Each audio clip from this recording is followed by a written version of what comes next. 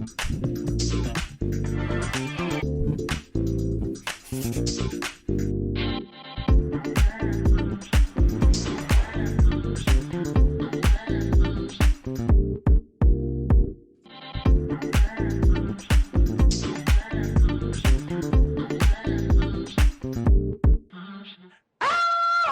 is good, y'all? It's your girl Monét X Change, and you're watching The Exchange Rate, where we've proven the best way to hurt rich people is just turning them into poor people. Girl, the quarantinification is real, but we could not keep the exchange rate from you guys any longer. So we are giving you brand new quarantined episodes of the exchange rate. It's a little weird, it's a little crazy, but Miss Thing, this is the new normal, and we're gonna get into it. We're gonna adjust, and we're gonna motherfucking thrive. Okay? Now, I am reporting to you live from my lovely IKEA couch. If you bought this couch in 2017, you know it was called a Husha, and I assembled it myself. Sturdy, like me. But yeah, we had a talk with the producers and everything, and we're like, listen, we cannot not do the exchange rate. The people need this. People need to watch this, and people need their Monét Exchange feel.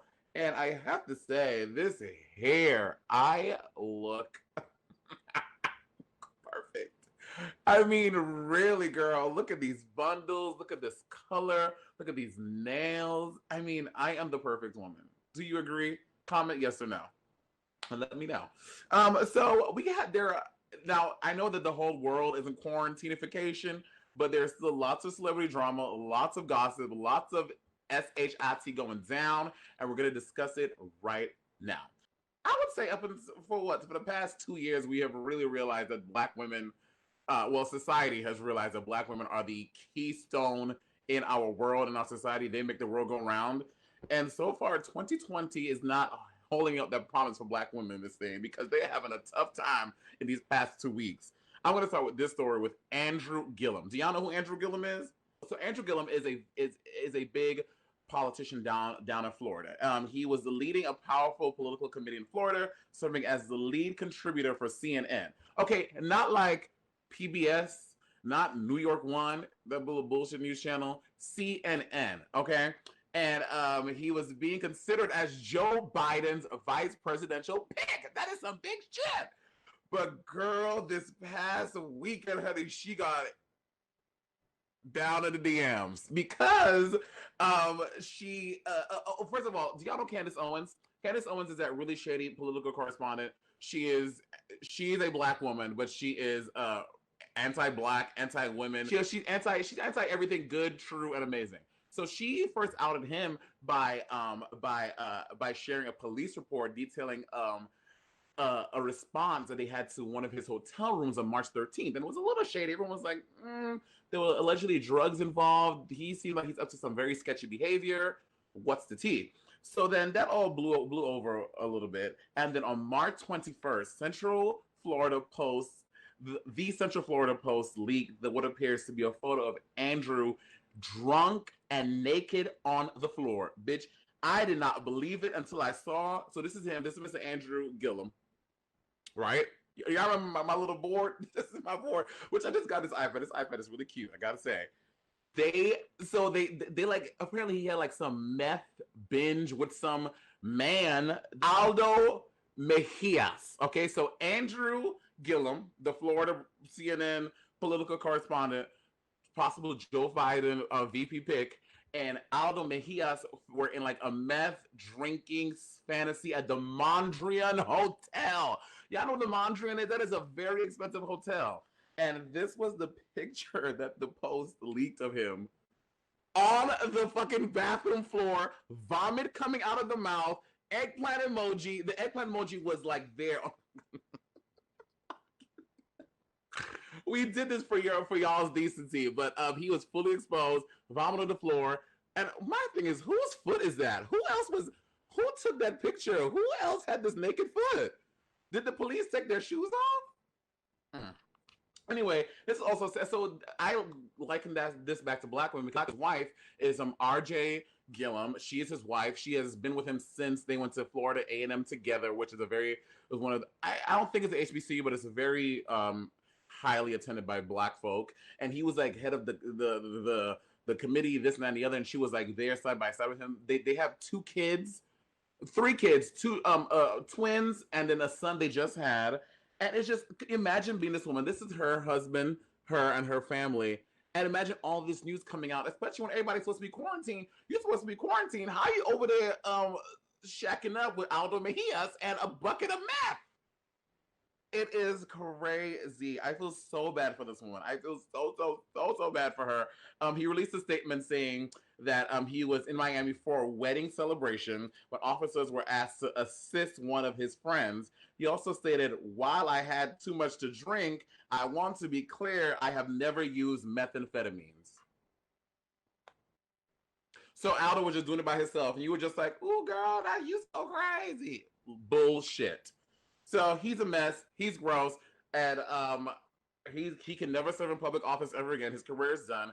And people are saying, "Oh, but Donald Trump, this and that, and the other." Yeah, Donald Trump is a rich white man from New York City. This is some dude from Florida. We already don't like Florida, so it's a mess. I'm sad for him. Moving on to the next beautiful Black woman, the amazing Angelica Ross. If y'all don't know Angelica Ross is one of the stars of the hit show Pose.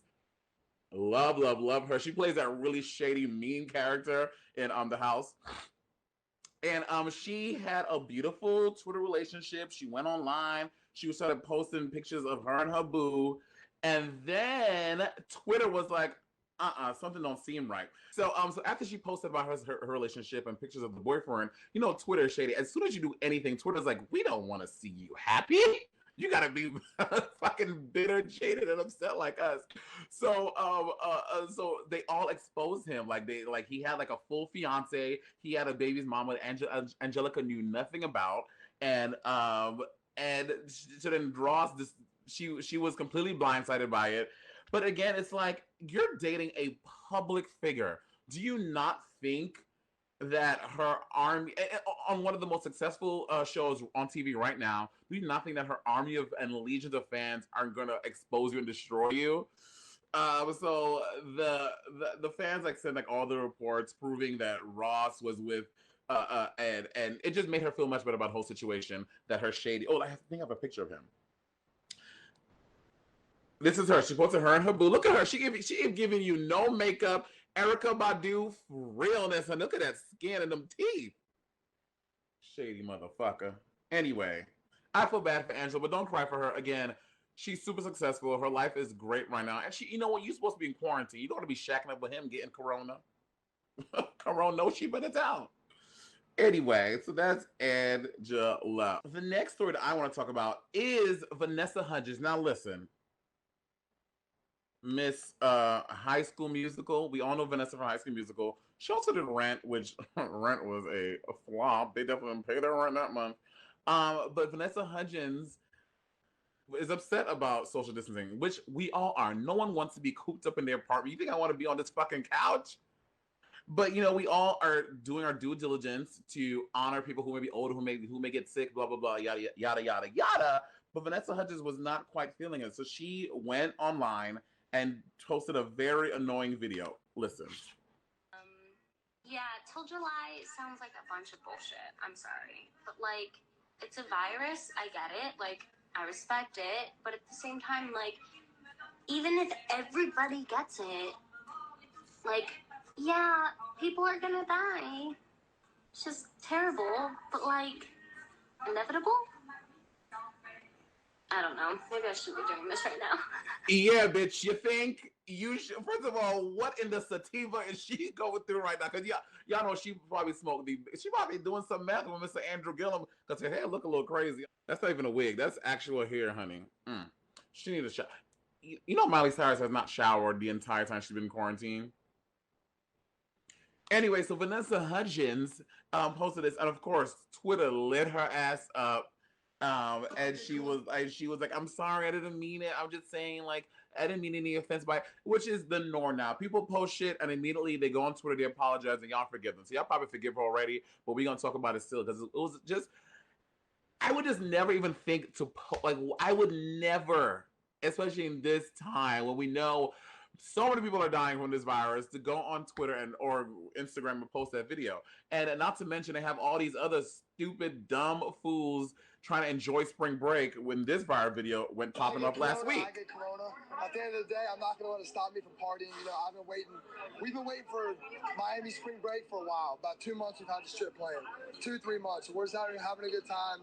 Whatever happens, happens. Like, it's really messing up with my spring break. What is there to do here other than go to the bars or the beach? Bitch, go read a book. Quarantine and chill at the doctor's office. Like, I just don't understand. And I get it. These kids have been working. These kids have been working so hard at school that they're tired. They just wanted to go enjoy spring break, but now is not the time, mama. Especially, there are Florida, 90% of the population is above the age of 100. Okay, so y'all are just spreading corona around to all this people because all these kids they're not thinking that yes, you're not showing any symptoms, you're not sick, you're not coughing, you're not all that stuff, but you may be asymptomatic. You may be spreading the disease and not even knowing that you are. So it's like stay your asses at home. And it led them to start having these, as they call them, flash parties, because they closed all the beaches, and so all the Miami spring breakers started getting creative and starting these flash parties. One flash party in particular had hundreds of. So I guess they probably all decided on a location, and everyone's like sends a text or like there's like these secret Facebook groups or secret Twitter or whatever. And then they all meet in one place, and then they start kikiing, jumping, waving, partying, and then the police will show up. And one of these, and y'all know me, I was like, what in the caucasity? But no, girl, the black people was involved too. They had a flash party with a lot of black kids, and the police got involved. They showed up at the flash party, and the cops were very violent towards the black kids. Now, I'm not saying they weren't violent towards the white kids, but the video I saw, what is going on here? Oh, there we go. But the video I saw was specifically about the black students, and the cops got guns and started shooting non-lethal bullets. And I get it, then you're not gonna die, but I'm sure they still hurt a bunch. So they have like these fucking AK-47s shooting these kids with non-lethal bullets. It was disgusting. But what you gonna do if you stage your black ass at home? It wouldn't fucking happen. And that's that. The last story I want to talk about is the whole Taylor Swift, Kim Kardashian, Kanye West thing. Now listen, we all know. I didn't even look at the iPad. I know this. Well, So the whole T Swift drama. So as you know, once upon a time, Kanye West released a song "Famous," and he had a lyric about how how he got that bitch Taylor Swift famous. And there was allegedly a phone call that happened, which Kim Kardashian ended up posting the video because Taylor Swift was like, I never knew about this. No one asked me. Kim K was actually, you did, blah, blah, blah, blah, blah. Then Kim K posted the video. It went viral, obviously, of Kanye West secretly recording his phone call with Taylor Swift. So then when Taylor Swift, then that came out, Taylor Swift was like, hey, okay, I said I saw it, but I'm saying that I was never told I would be called a bitch, and I never agreed to have such misogynistic language used. So now, this past weekend, the unedited video came out, and it showed Kanye West asking her to put her to post something on her page, which Taylor Swift denied. And she said, no, I don't want that to happen. And it also showed that he never said that he's going to use the call her bitch. So it kind of like vindicated Taylor Swift, because for years, Kanye West fans, Kim Kardashian fans were attacking Taylor Swift, saying that you're a fucking liar, you're this, that, and the other. So now Taylor Swift feels really vindicated that that her name ain't being slandered no more. So that's all I want to say about this. And Kim Kardashian posted like a 4-part Instagram story, which I'm like, Kim Kardashian, let your fucking man fight his battles. Why are you in his business? Kanye West is a grown-ass man. You know what I'm saying? Y'all remember this moment? First of all, can we talk about how skinny Kanye West was? Also, how tall is Taylor Swift? Jesus Christ. She is so tall. Unless Kanye is really short. Do y'all think Kanye is short? I mean, hey Siri,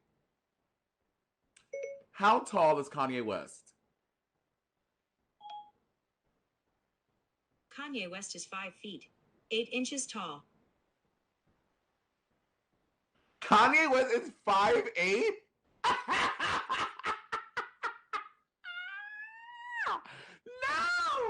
Oh my God! I had no idea. And Taylor Swift is like 5'11". She's a tall gal.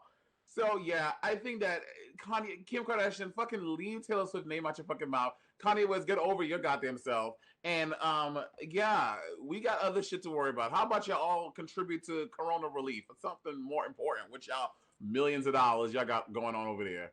So yeah, that's all the stories we have for this week. I'm super excited about today's episode because we're interviewing Orville Peck, which I love, love, love him. I met him like a year ago at DragCon. He's fabulous. And I'm interviewing the most recently eliminated Drag Race contestant, Rock'em Sakura. So stay tuned. Ladies and gentlemen, he is the man breaking records right now, Miss Stig.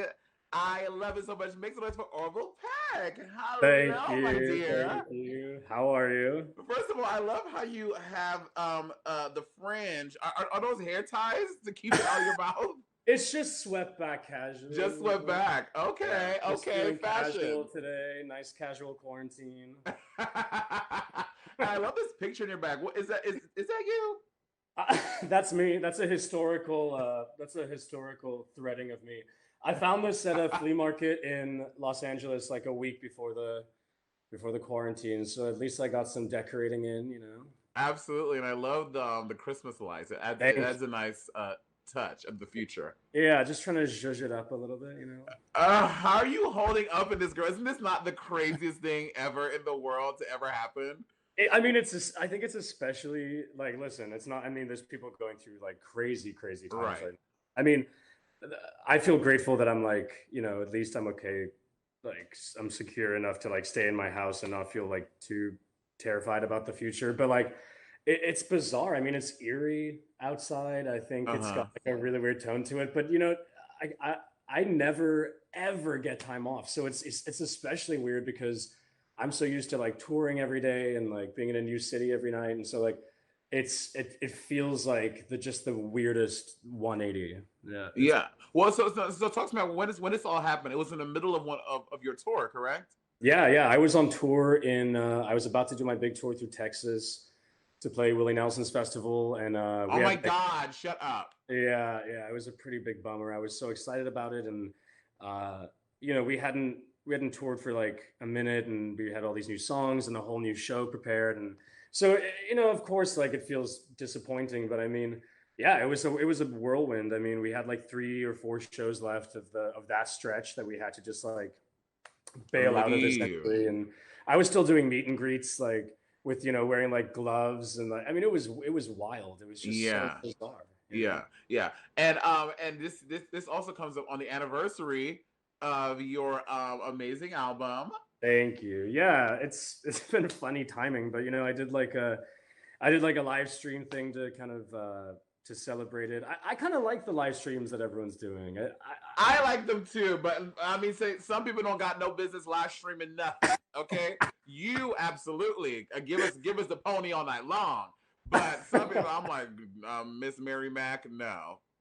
Oh my! Did you watch the like crazy digital drag show? The bitch. No, not yet. I'm part of that, but it's not all together. We're all have like different time slots. Whereas there's another one where the girls are all kind of just doing a number each.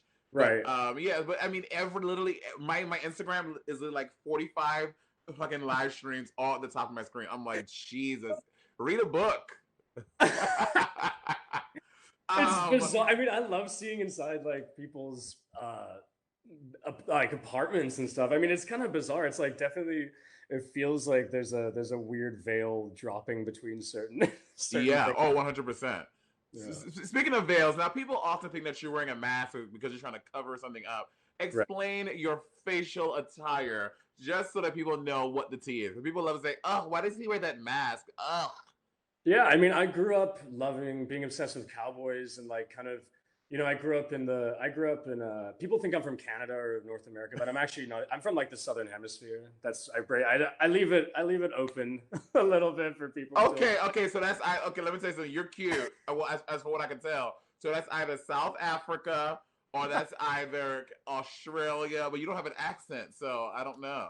I mean, I've lived so many different places, but you know, I grew up not among typical kind of cowboy culture or country culture, but I was obsessed with country music, and I was obsessed with like the Lone Ranger and kind of this pastiche romantic idea of the cowboy when I was a kid. So like my frame of reference for what a cowboy is so kind of, you know, romanticized in a sense, but I also have this sincere love of country music. So when I knew I wanted to be a country musician kind of my whole life, and when I finally went ahead and did that, I knew that I wanted to bring kind of like this aesthetic of old artistry and charm to what I do. So, that's like the mask is kind of my representation of who I feel as a cowboy. And it kind of represents, I think country music works well. And I think all art works well when you take who you are at your core and you just like blow it up. I mean, drag is like that, Oh, 100%. That's kind of why I feel like akin with drag queens. And I think why I get along with drag queens so well, because I think a good drag queen takes who they are, and it's not a mask, it's not a character you're playing. It's 100%. It's this amplification of 100%. And so, like, for me, that's country music as well, and that's just who I want to be as an artist. I'd rather be David Bowie than Ed Sheeran or whatever. No shade to Ed. Ed, your music is alright, but we definitely more this the Bowie household, mama. Now, speaking of, so now, do you fall in the queer umbrella? Are you? I don't like to judge. I don't like to make any assumptions. Yeah, no, I'm gay or whatever, I guess is the term I use. Work. I've had kind of relationships with men and women in different ways in my life, but yeah, I've always considered myself like a gay man. And okay. But yeah, so obviously I write from that perspective because that's right.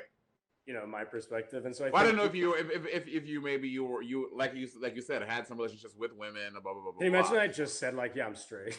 Well, I mean, because you give me a very like go with the flow vibes. I'm like, you might say like one day I might marry a woman, I would date a woman. Who knows? Hey, listen, it's possible. I don't, it's funny. I feel like I was lucky enough where I was raised in an environment, in a family where, things like my sexuality or, it wasn't really ever an issue, and it never felt like a kind of, like a heavy part of something I had to overcome. So I think to me, that stuff crosses my mind very little, in a positive way. I'm extremely proud of who I am, and I'm extremely proud to be a queer person or whatever. But to me, I've just always wanted to kind of make art. And is there a Mr. Orville Peck or does Monét X Change have a chance? I don't know. Yeah, there might be. There's a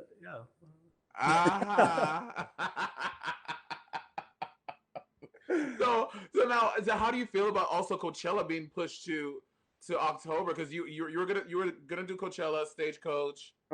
Yeah, it's crazy. I mean, listen. For me, Coachella sounds so whack. I know it's a little bizarre. I mean, I am glad that they've planned to reschedule it for this year, because I think especially like Coachella, things change so quickly that by next year I think they wouldn't have the same lineups and they wouldn't have the same headliners. So I think it's a good thing they've rescheduled it. But yeah, I think it makes complete sense. I think as much as us in the entertainment industry, we're having to postpone all of our work, and of course everyone else is out of work now too. But there's way more important stuff at the moment, like people's health and safety, that it makes sense to me, Now, can I make a request? I think that in a perfect world, I think that you should do some type of crazy, ridiculous Orville mashup of Genuine's Pony. This has come up before. Has it really? Oh, I thought that was original. I'll do it for the Pony 25-year anniversary. Oh, let me tell you something. Your white ass singing Pony and your bitch. I'm telling you something. It will be fucking lit. People gonna start making dub steps of it, trap mixes of it. It will be fucking lit. Or I'm telling you, listen to what I say. Listen, I'm down. We'll get you in there. You can do a verse, a feature. We'll get. I'm so down. You are the crossover that I need in my life, girl. That would be so. Wait, I think my titties are lopsided. I think it will be so dope. Well, I mean, last thing I want to ask you: do you have any plans of doing any virtual concerts for how can we get our Orville fix since the tour is postponed until later? Yeah, I mean, listen, I come from like a DIY background originally with art, anyway. So to me, to me, having limited resources and you know, barriers to getting your music and your art out there, I've done that my whole life essentially. So I've got things cooking for sure. We've got like a lot of exciting new stuff. I just announced a new song coming out, which is going to be coming out on April 1st. I'm very excited. Ooh. Yeah, it's my first new music since Pony, so really excited about that. I will definitely be doing some kind of live concert stuff and some other fun kind of, you know, live Instagram lives or whatever with friends of mine, things like that. What is the vibe of this new song? Well, it's I would say if you're a fan of Pony, you'll love it. It's a little more orchestral, I would say, a bit more Orbison kind of vibe, but I think the tone of it is pretty fitting right now. Even though I wrote it a long time ago, it's kind of about biding your time and being missing something or someone, essentially. So I think people probably relate to it right now. About to say, this feels very appropriate. I feel very triggered, attacked, and intrigued at the same time, Orville. Orville, thank you so much for chatting with me. And listen, when this is all said and done, please come down to the studio so I can see you, touch you, and smell you in person, and we can do games and fun 100%. shit that we do. We got to do a game. I was waiting for the sponge game. You know. I know. And listen, when you come to the studio, we're making it happen. I swear my hand for God. Thanks, Monét. It's lovely to talk to you. Thank you, Orville. Thank you for talking. Alrighty. Ladies and gentlemen, look, I don't care what anybody say. Y'all can wrap the season. We have the motherfucking fan favorite in the house right now. Welcome, Rock'em Sakura. Thank you so much. I don't have to live my life as a kimchi impersonator anymore. I can finally be fan favorite of season 12. Did you? I'm sure people said that to you since the fucking promos launched. She reminds me of kimchi. She looks like kimchi. Oh, kimchi. I'm sure she had a fucking identity before kimchi. Girl, I mean, saying like they said that all the time, but I'm totally with it. I love when people just like, I mean, I like when people pay attention to me. I don't mind if you compare me to kimchi. Part of it is that people need to learn kind of the vocabulary of things. And when people say like, oh, you look like kimchi, they really are saying like, you have big makeup and you're Asian and I need to expand my horizons. So let's say, first of all, you had like many hats this season. And like, again, and yes, you did go home last week, but I feel like you have gotten way more out of Drag Race than many people, definitely more than Sherry Pie did, than many people get in a whole season. You have been considered the trade of the season. People are obsessed with you. People think you're so hot. You are like the comedy queen of the season. You're a fan favorite. Like you've already gotten so much. How does all that feel? I definitely was really surprised by the trade of the season. When I was there, people were like, are you a gym queen? I'm like, no, I'm just like, I'm really, really swollen. People are like, you got muscles, girl. And I'm like, no, I'm pretty sure those are tumors. They're all benign. Those are all twins growing inside of me, but they haven't emerged yet. There's teeth everywhere. I met you at the gym once in San Francisco when you were here for. Oh my God, I remember you just said that, and I literally remember it was upstairs of a 24-hour fitness, and you came up to me, and yes, I remember. I remember it was when I was in town doing the show with Bob. Bring It On Queen. Yes, I remember that. Exactly. Shut up. I asked, I was like, so do you have any tips for someone who wanted to do acting or anything? Like, did you have tips for anyone that wanted to do like an acting challenge on your season? And then you gave me good advice. What did I say? Because sometimes the real talk, and you will see this now, people come up to you all the time, and I have like a grab bag of like whatever I say, but then if I like really feel like someone is serious and I'm like really invested in them, I had to say like a real genuine answer. What did I say? Well, you said it doesn't matter because you're going to go home second anyway. And you said you're a wannabe Trixie Mattel. So I took that to heart, and I've really internalized it. You told me just don't worry so much about memorizing the words and just really just embody the character. And you can go a little bit off script as long as it's funny. And honestly, it's true. In Drag Race, I've learned just be big and just commit to whatever thing they're asking you to do. Don't be like, oh, that's like too crazy. They won't like it. No, they fucking always eat that shit up. And you know. Oh yeah. And I love to eat shit. Now, talk to you about this ball look. Now, Miss Rock, as someone who failed their ball as well, I was in the bottom two. I Oh, lip sync for my yeah. life. Did you when you were making your costume, you were like, "This is it. This is fucking lit. I am gonna turn it," or were you like, "I'm gonna be safe with this outfit"? Like, how did you I genuinely thought when I got when they called my name, I was like, I am so in the top right now. I'm finally confident this week. I was like, my tetherball look was sickening. That was so good. I changed my makeup for the second look, and then the third look, I was like, I have the most balls, and they told me like they were like, it's dripping in balls. I thought my look was so avant-garde, and it looked completely different than everyone else's. I thought that my out of the boxness was really gonna propel me to a victory Yeah. because like the winner of the season always wins a challenge within the first like 4 episodes. So I was like, this is episode 4, so I need to win this challenge, go big or go home. In a way, I do feel like I won. Oh, well, Gilliam, let me tell you something, honey. You have nothing to fear. If they do an All-Stars, I'm sure they're gonna call your name. Fans fucking love you. You're good.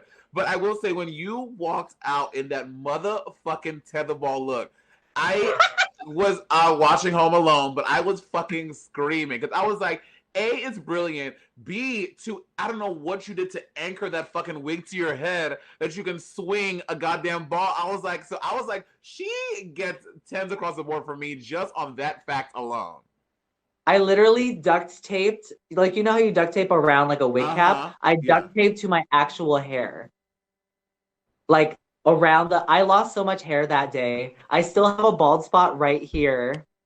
And the week before, I did the same thing because the hair was so heavy. Oh my God, you're great. But I wanted to make something that, like, because I'm a fan of Drag Race. Like, before you went in, you were a fan of Drag Race. I wanted to make something like, what would make me gag as a fan? You know, like, and I was like, this shit is gonna be dumb and it's gonna be iconic. It was so good. And I will say your ball look, I feel like once you took the cage thing off at the bottom, I was like, oh, this is sickening. I think the cage thing kind of got it fucked up a little bit. I think I wanted to put even more balls on it. Before we got on the runway, I was like, damn, I wish I could have just put another like 10 pounds of balls on the bottom just to cover it up. That just shows how much like I want to like up everything. I also wanted to have a progressive silhouette on the balls, like on the looks. So it was like a leotard to a small dress to a big gown was I wanted the evolution. Oh, gotcha. You see, and you also change your makeup between everyone. And I can tell y'all when you have to do those little makeup changes, bitch, it gives you like that's as much time you get. They're like, yeah. And then, so the fact that you change your makeup every time, I was like, this bitch is really turning it for me. Now, going to Brita Filter, do you have any animosity towards Brita? Are you like, this bitch stole my spot? No, I love Brita more than anything in this world. Like, she's so wonderful and has been nothing but kind to me. She didn't choose to be in the bottom with me. And like we all, like you and I know this because we're on Drag Race. We don't choose who we're in the bottom with. Right. And we all want to fight. We all want to fight as hard as we can to be there. And I'm really glad that Brita gets another week to show what she has won, but also just represent just a beautiful and rich community and people that she's so proud of. Oh, bitch, I can tell you, yes, you do not get to choose who you're in the bottom with, but I still fucking hated Cameron Michaels for a solid year. I was like, I fucking hate Cameron. I was like, if I see that bitch in the street, I'm fucking him up. That was literally me every time. Next time I see you, I'm just gonna do a middle split just to spite you.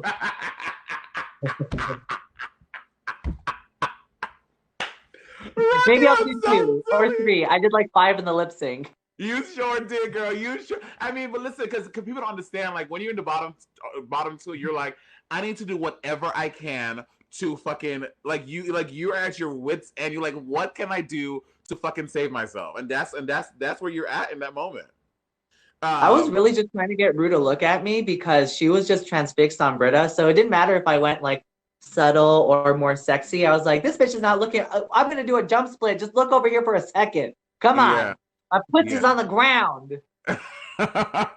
Now, so you went home, but again, I think you showed so well on the show, and if they do all stars, you're definitely back. Talk to me about your love life. Are you do you have a partner? Yes, you talked on the show. I do. He's on standby right now in case anything goes wrong. He's gonna like take me out the door. He's gonna be like, cut this whole interview right now. How long I have y'all been together? So we had our 1 year anniversary when my first episode aired. Okay, Um, so that means he was here before Drag Race. That's good, because some of these motherfuckers, they be trying to slide up in the DMs after they know you've been on the show. Boom. well, I met him and he had never had a boyfriend and he hadn't like come out or anything. So I'm his first boyfriend, Oh, one, okay. first like male partner, anything. So he's just full on gay right now. Like if you go gay, you go hard. You date not only are you dating a drag queen, but someone from RuPaul's Drag Race. That's fucking gay. Oh my God, Rock! I'm so happy that I got to chat with you. Listen, next time you come to New York City, I want to invite you to be a studio guest. I would love to talk to you on the couch, play a game, be silly. You're definitely one of my favorites from the season. You're so funny. You're great, and you're gonna have a great career after this, girl. Fuck them girls. You'll be Thank you. just fine. Thank you so much. I'm so happy to be a part of this show. I hope that when we do the actual studio set, it looks just like this right now. I want like I want that duvet cover in the back, the sponge duvet. This is a gift from a fan. A fan who knitted this heavy, big ass thing for me in Detroit. She was so sweet, and she gave it to me when I went to Detroit last It's year. made out of like her hair, probably. Like she Oh shaved her my head and then she God. quilted it in. You don't know it right now, but it's all in there. You've been sleeping on it and you never knew. Listen, you guys don't know this. There used to be a fan, I want to say in Pensacola, maybe, but she used to give us, she would give everyone one of their looks, and she would knit it with rat fur. No, she would knit it Rat from fur? cat. She would knit it from cat fur, a rat Cat version fur. of you, and one of her favorite looks of yours from the show. But she doesn't do it That anymore. oh, I because of know. the MRSA. Rock, thank you so much. I love you, love you, love you, and I will talk to you soon, my dear. Happy Corona. Yeah, happy Corona. You guys stay inside. Wash your hands for at least 20 seconds. And if you're gonna eat someone's hole, wear a face mask at least. Cheers to Put that barrier. Love you. Bye. Thank you guys all for joining us for this special quarantinefication edition of the Exchange Rate. Thank you to Orville Peck. Thank you to Rock and Sakura. And listen, we'll be here every week, same time, same place, giving you guys all the juicy gossip and celebrity interviews.